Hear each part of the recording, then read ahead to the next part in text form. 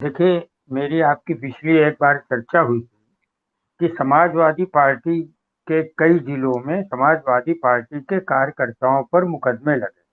तब हम आप चर्चा इसी विषय पे कर रहे थे, तब मैंने कहा भी था अखिलेश यादव को तुरंत चाहिए कि अपना एक लीगल सेल बनाएं और कम से कम उनके पास जो नोटिस आ रही है उनका जवाब तो दें। समाजवादी पार्टी के कार्यकर्ताओं को आप अपने पास रखिए। लेकिन इससे एक संदेश जाता है विनीता जी कि हमारा नेता बड़े विषम परिस्थितियों में भी जब नेता साथ में, जैसे अभी शीतल जी ने कहा कि आप वहां पर जाइए और जाकर देखिए जहां पर नमाज की बात है और हनुमान चालीसा की बात है, वहां एक बार आप चले जाइए। तो जनता इन्हीं क्षणों में नेता को देखती है। तो वो अगर नहीं हो पा रहा है, और बड़ी दुर्भाग्य की बात है उत्तर प्रदेश के लिए, खाली अखिलेश यादव को ही दोष देके कुछ नहीं होगा। मुझे तो ये लग रहा है कि पूरा उत्तर प्रदेश जो है वो विपक्ष से शून्य हो गया है। अगर साधारण मॉन्टेसरी की भाषा में बोले, अभी जैसे मैं थोड़ा सा इस बात को और सरल कर दूं। एक राष्ट्रीय पार्टी है वहां पर कांग्रेस, वो अपना प्रत्याशी एक भी नहीं लड़ाए। बहुजन समाज पार्टी जो 4 बार मुख्यमंत्री बन चुकी मायावती, उन्होंने वो भी चुनाव से भाग भाग ली, मतलब फ्लाई अवे। और तीसरी ये अखिलेश जी लड़े। तो मैं आपको खाली ये कहना चाहता हूं कि भारतीय जनता पार्टी का जो बुलडोजर है वो खाली वो दिखने वाला मशीनरी फिजिकल बुलडोजर नहीं है। इनका बुलडोजर समाज में डिफरेंट तरीके से काम कर रहा है। ये अब ईडी, अब आपने जो अभी जिक्र किया ना महाराष्ट्र में, मैं महाराष्ट्र में पिछले 37 सालों से रह रहा हूँ और बहुत गौर से देखा हूँ। वहां पर भारतीय जनता पार्टी का विपक्ष में कोई भूमिका नहीं, कुछ भी भूमिका नहीं है। वहां केवल ईडी की भूमिका है, केवल इनकम टैक्स की भूमिका है, केवल सीबीआई की भूमिका है। अनिल देशमुख को और नवाब मलिक को ईडी ने जेल में डाला को। और वहां पर खाली एक किरीट सोमैया हैं जो घोटाले हमेशा घोषित करते रहते थे के महाविकास अघाड़ी के, वो भी आजकल फरार हैं अपने बेटों के साथ। तो यहाँ पर राज्यपाल ने, जो राज्यपाल साहब हैं, उन्होंने भी एक समानांतर सरकार की तरह काम कर रहे हैं। इन्होंने राजभवन में बाकायदे एक बना के रखा है, बहुत सा हॉल, मॉडिफाइड आधुनिक हॉल।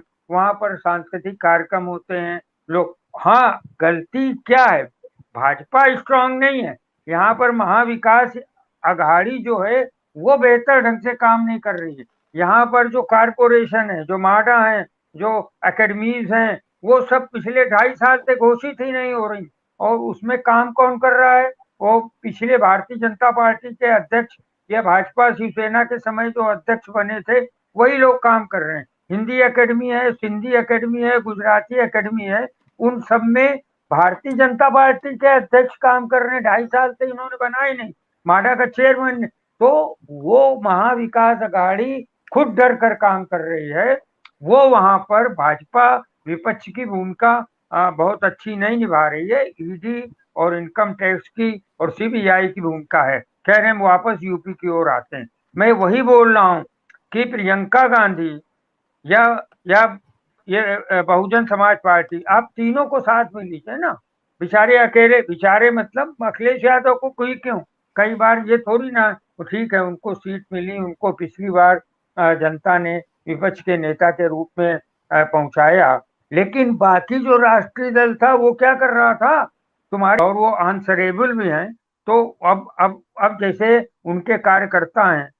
अब एक चीज आप बड़े गौर से देखिए विनीता जी, आपने देखी होगी, मैं आपके श्रोताओं और दर्शकों के लिए बोलता हूं कि ये जो जो आपके निर्विरोध चुने गए, वो कहां से निर्विरोध चुने गए? एक एक सीट पर आप बड़े गौर से देख लीजिए।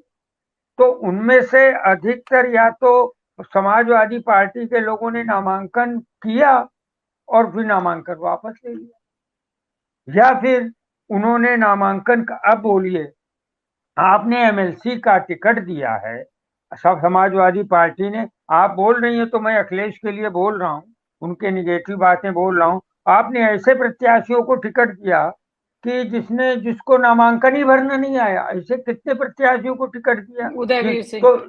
तो ये आपकी मैनिपुलेशन है। आप या तो बिक गए हैं, आपको मैनिपुलेट कर लिया गया है कि आप गलत नामांकन भरिए।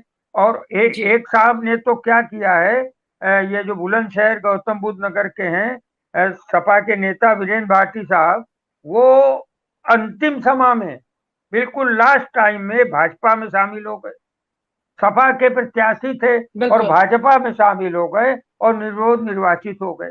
तो ऐसे अगर आप देखिए तो जो नौ निर्विरोध हुए हैं उनमें भाजपा की, इनकी समाजवादी पार्टी के कार्य जो प्रत्याशी हैं, और जो आपके आजमगढ़ के व्यक्ति ने लिखा है वो गुस्सा है। ऐसे और भी कई हैं लोग जी गुस्सा है। जी सर। इसलिए हम्म इसलिए ये है कि इन्हें संभालना पड़ेगा, इन्हें खुद हम्म आना पड़ेगा बाहर। अब कंफर्टेबल जोन में राजनीति नहीं हो सकती। और मैं अंत में फिर एक बात बोल रहा हूं कि जी अंतिम 2-3 लाइनों में कि भारतीय जनता पार्टी के अलावा जो भी दल हैं सब 0-0-0 पर हैं। सपा, बसपा और कांग्रेस सब एमएलसी में तीनों 0 पर हैं। तो कम से कम तीनों लोगों में से कोई इनके प्रतिनिधि आपस में मिलकर बैठकर बात करें कि क्या 2024 में भी हम इसी तरीके से एक क्लीन चिट देंगे नरेंद्र मोदी को, या नरेंद्र मोदी ऐसा चाहते हैं, जो वो चाहते हैं वैसा ही हम तीनों करेंगे, या उसके पहले हम लोग गठबंधन के प्रयास करेंगे। और उत्तर प्रदेश में अखिलेश यादव के नेतृत्व में 2024 का लोकसभा चुनाव महागठबंधन को, कांग्रेस और दूसरे और दलों को जी लड़ना सर। चाहिए। ये ठीक सर। मेरा कहना है।